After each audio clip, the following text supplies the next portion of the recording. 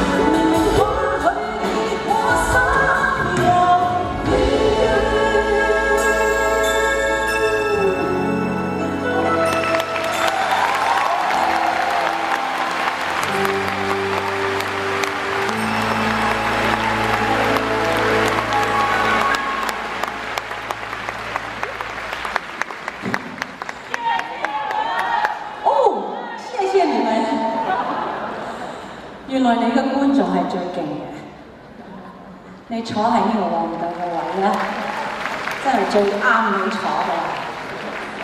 我發覺咧，琴晚咧我講錯嘢喎，就係我嘅廣東話就唔知點解唱歌 OK，但係講嘢就好唔掂嘅。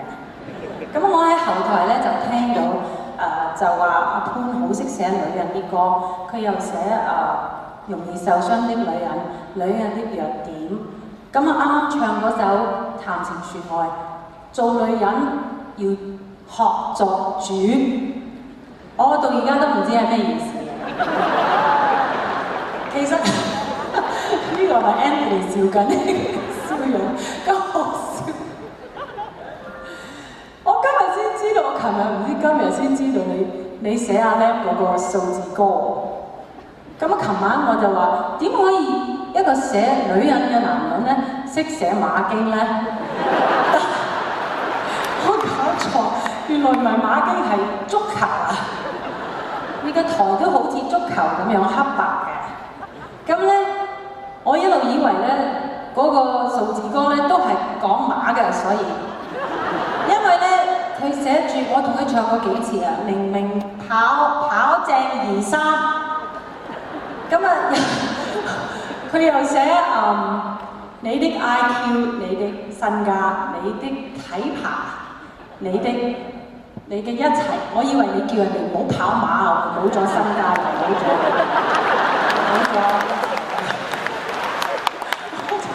原來佢話係講緊人生啊咁樣。咁啊，你可以寫到女人，但係你寫咗嗰啲數字咧，又可以寫到食到位啊。如果你寫306884666咁樣就又唔好聽喎。所以我覺得你係一個天才嚟㗎。我